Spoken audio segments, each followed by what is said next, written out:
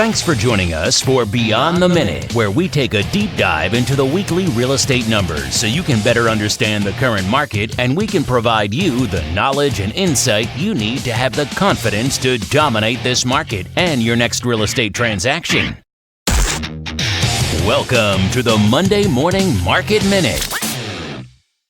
Single family inventory from South San Francisco to Redwood City right now is 218, which is down from last week's 228, which is the 2019 peak. We had 44 homes come on the market, slightly less than last week's 46, and we had 46 homes go into contract. That's a very healthy number. More listings equals more sales. Condominiums right now, 112 condominiums on the market. That's actually up from last week's 99 and a 2019 peak of inventory for condominiums. We had 33 condominiums come on the market and 15 condominiums going to contract. That's not like last week's 23, which was a very healthy number at 23. Here's something interesting. 15 homes either expired, canceled, or withdrew from the market, meaning they took their home off the market, and 19 price reductions. So price reductions also equal more sales. So total from South San Francisco to Redwood City, single family homes and condominiums inventory is 330, which is up from last week's 327 and creating a new 2019 peak. And now, your hosts, with over 60 years of local Bay Area experience and hundreds of millions of dollars of closed real estate transactions, Timothy and Dan Gilmartin. Hello, this is Dan Gilmartin sitting down with the president of the Gilmartin Group, my brother Timothy D. Gilmartin, and welcome to episode 31 of Beyond the Minute, where Tim and myself continue to dive deep and unpack the Monday morning market minute. Good morning, Tim. Good morning, Dan. Sorry we're only on episode 31. I have not been as consistent lately for you, and it's my bad. So let's see if we can't get more consistent going forward. We're very, very busy here. Yes, it's been a busy We need a year. producer. There you go. Well, we're past the third week of September. Kids are back in school and settled. Labor Day is behind us, and fall has officially started. As to be expected, inventory is up to a new 2019 peak, but still under the 2018 peak. So now, by the way, as you say, as expected, you know, when the market's super hot, it's not as expected, right? Mm-hmm. We watch to see. Last year it was above the peak in June. This year again it's above the peak in June. Correct. Well, leading up to Labor Day, inventory was up year over year, like as you just mentioned, but still very low in the macro picture for the market we were tracking. Then we had a surge of inventory post Labor Day combined with low number of sales, basically because inventory was low before Labor Day. So that just translates. Less for sale means less sold. Right. Then we had a huge increase in inventory, very positive high number of sales, which, like you just said, more inventory should equal more sales. And if it doesn't, then we know we are watching a shift. So that high number in sales was good news. Total inventory as of this recording is 330, which is a new peak for 2019, but still under the 344 peak of 2018. In the last couple weeks, we had 79 single-family homes go into contract, which is a good number, being just under the 80 number that we like to see. Plus, adding to a healthy market, there was also 79 single-family homes that closed escrow, which is an encouraging number for this time of year. I guess you can say the market wasn't totally on vacation. Yeah, good news. The average days on market for those 79 single-family homes that closed was high for our market at around about 25. Some were even 30. So very interesting. Yeah, with a list price sales price ratio once again basically 100%, which is good. But again, we're used to it being over about 103 to 107. What is a growing trend is price reductions, and that 100% list price sales price ratio does not reflect the 39 price reductions we had in the last couple of weeks. Tim, after hearing the last couple of weeks of numbers, what are your thoughts? Well, it's very interesting. They all fall into place almost perfectly, Dan. And when you tell me we're getting 40 sales a week and we have 330 properties for sale, that makes it an 8+ week market. Remember, 5 weeks or less is the key. 5 weeks or less means multiple offers on everything. 5 weeks and more is more of a normal market. So here we are sort of in this normal market where things sell for what they're asking for which is unusual in that most people price their property leaving some room in there to go for more, which means the buyers are backing off a little bit. Why are they backing off? Because they have more choice, right? So in unpacking these numbers, and it's interesting to see last year and this year versus, by the way, I guarantee if we go back to 16, 17, 16, 15, 14, 11, 13, 12, all the way back to the beginning of this when the cycle started up again, after Labor Day, the inventory stayed below the peak, which always means then a strong finish and a fast start.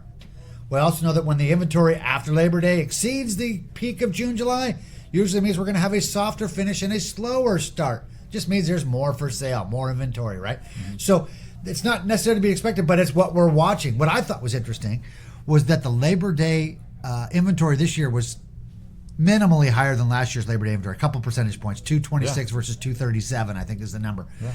Last year was the first year we've had the excess of inventory past the peak, or excuse me, inventory exceeding the peak after Labor Day from June, July. Mm-hmm. And we saw what happened in October.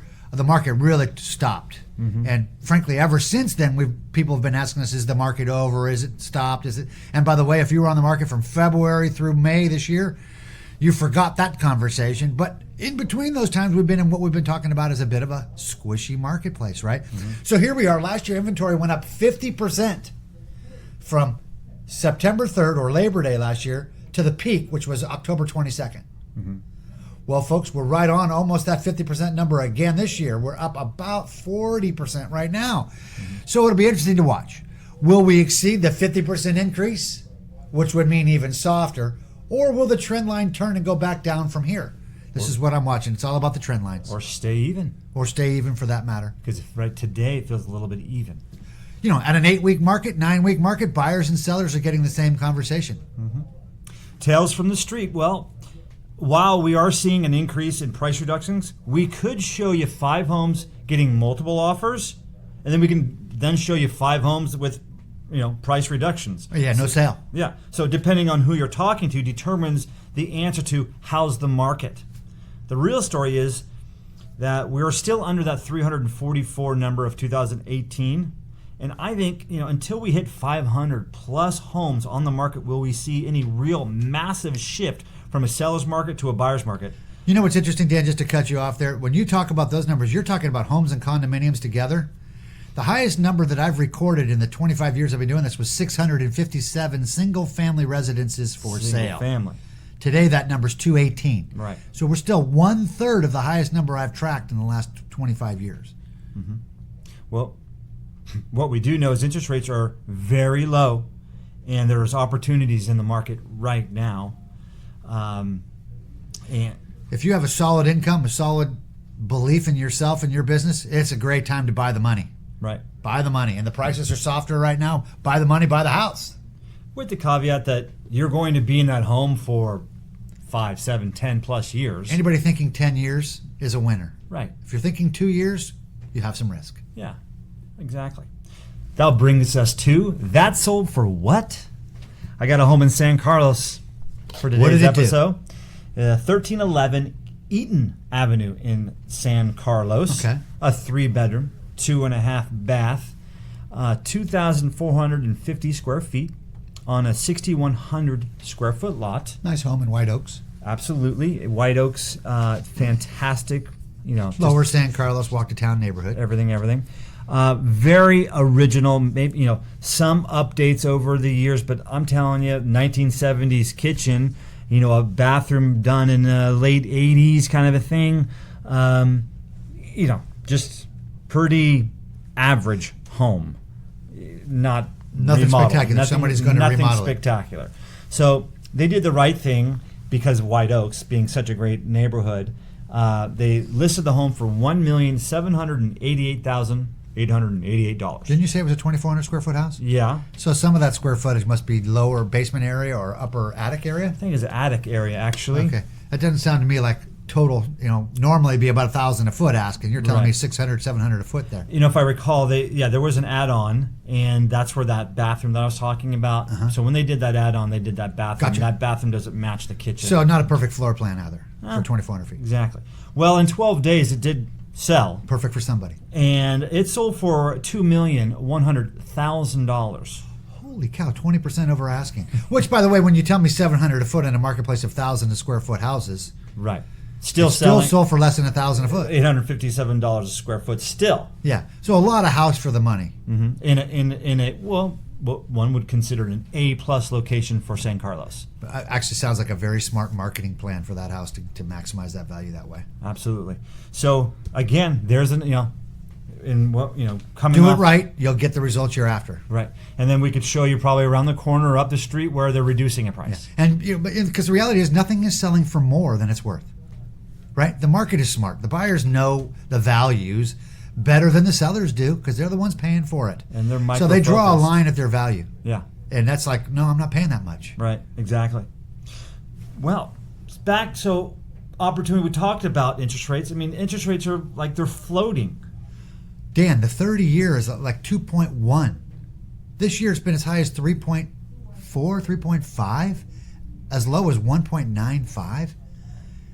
I mean, rates are historically low. Yeah. You know, I always believe they're going to go up, but that means they're still going to stay down. Maybe one day when I say they're going to go down, they'll turn around and go up. I mean, in the last couple of weeks, I mean, they were down, they were up, down. Yeah, but up. they're up and down within a very low, narrow band. Yeah. Right? I mean, we haven't reached the 2016 level yet. You know, the 10-year in 2016 was another 30% lower than it is now. It's at 1.7 today. It got down to 1.27, I want to say. Mm-hmm. So there's still room to go down. From a historical point of view. Well, exactly. From just 2 years ago or 3 years ago when we hit the bottom or the peak in the bond price or the bottom in the interest rate, it's been up almost double that. It's back down to only 30% above it with a trend line that's kind of bouncing off of that number. I sincerely doubt that it'll go back down to that number, but I don't doubt that it'll get close to it. So we could see, some more compression in the marketplace before everything decides what it's really going to do. And this could play out for another 6 to 12 months. The market that we're talking about, the market that we're tracking, we've said it more than once on the show here that we're an anomaly when you look at it, the country as a whole, in terms of how our real estate market really holds its value and the prices that we get for these homes. But there's a lot going on in the world right now. There's a lot going on in the financial markets and a lot of rhetoric and trade war conversations, repo this. How do you feel that is affecting our market? Or how is that going to affect our market? Or I think if I were to classify if a buyer was thinking this way, right? Sure. Because I guess what I'm really saying is I got some buyers who are trying to What should you say to grapple them? with this, and Well, Dan, I that's a very great question because, back in 2012 when everybody was scared of the market, it was a perfect flippers market, but we couldn't get anybody to do it. Now we're at the end of the market, which was a great time to buy your finishing house and take off this interest rate for the next 10 years, and people are nervous. In other words, people are always nervous about something. So for me to classify where we are in the marketplace, the professional investors and buyers that I talk to on a day-to-day basis, we all feel as though the cycle has been running positively for a long time, and therefore it's hard to believe how much longer it can go versus turn down for a while. I'm at the mode right now that we're in for a turn down that at the moment looks very minor. Now, that could all change based on some wild something or other. Impeach the president and watch the market change really fast, for that matter, just because of the lack of trust in overall government when you do something like that. Wars, of course, those are the types of things, or major disasters. Those are kind of the three types of things you'd be looking at. So the reality is we're in this strong marketplace. When I talk to my buyers, the buyers you're talking to right now, I like to make sure we're focusing on the long term right now. I mean, if you want to come talk to me about flipping, I'm telling you right now, be careful with that, right? And I think most of the flippers are being careful with that too, which means they want to pay $100,000 less than they were going to pay last year for the same property. Basically, it's kind of the be careful move, or whatever percentage of value it is. But the reality is, I think we're all at that stage where we're almost like Chicken Little, waiting for the acorn to hit us in the head so we can talk about the sky falling, and so. That's kind of the state of the marketplace, waiting for the shoe to drop, I would say, which some people are waiting for the positive perspective of wanting to buy when the shoe drops. I'm pretty sure when I call them, by the way, and tell them the shoe is now dropped and it's down, they'll tell me no, they want to wait. Right. So, some people do things and the rest don't. Right. The reason to do today is this interest rate. I was just going to say, it's the interest rate. You find a great house, You got this interest rate. You're You going lock to be up at 3.5%. Do you know how much 1% per year is on $1.5 million? It's pretty simple. $15,000 a year. The average loan is held 10 years. That's $150,000. Keep it 30 years and multiply that by 3. $450,000 you save over a 30-year period just by being a point lower than we were a year ago. Right. Wow. And the price is the same. What a deal. Take advantage of the confusion. Absolutely. Absolutely is right. Buy your dream home right now. Right. Now. Buy your dream home now. This is the time. Go for it. Yeah. Take that. If you've got to stretch it now. Yeah. My phone started ringing, so I'm getting a feel that the people who were waiting for the sell at the end of the cycle are thinking to sell now too. So I think we're in a convergence point right here. We could see this all play out over the next 12 months where we kind of see the market shift over. Transactions are happening at a slightly lesser price with these low interest rates before everything turns around again. Honestly, I don't actually now see any major crash in front of us. Only a stall. Right. So that's kind of led right in, kind of answered, looking forward from here. That pretty much answers that. Yeah, I kind of see them. It's hard like everybody else I'm talking to, we don't really see it racing forward the way we did in 14, 15, 16 at the moment, right? Mm-hmm. When inventory, as it's acting like it did last year, again this year, remember we started off, all we talked about January, February was squishy. I'm here to tell you, since we're above the June, July peak, we're in for squishy again. We're in for it's more buyer than seller driven.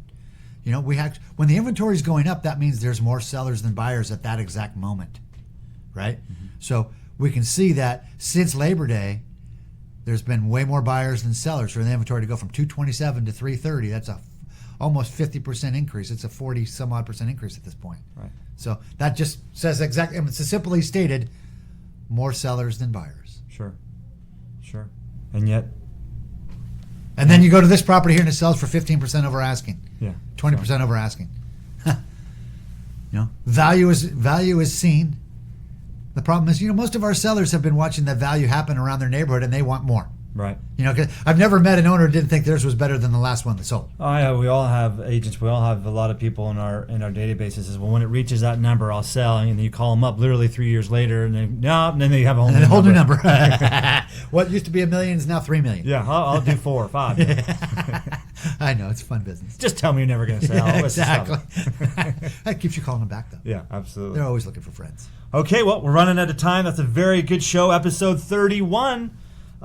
Good stuff. If you want to continue to be in the know what's really going on with the Mid-Peninsula real estate market, then simply stay tuned to the weekly Monday morning market minute and then beyond the minute to discover if the inventory has any dramatic shifts, if we go over that 344, and if we do, when, if sales are staying by how much, and by how much, and also staying on pace if there's any market events that could lead to change.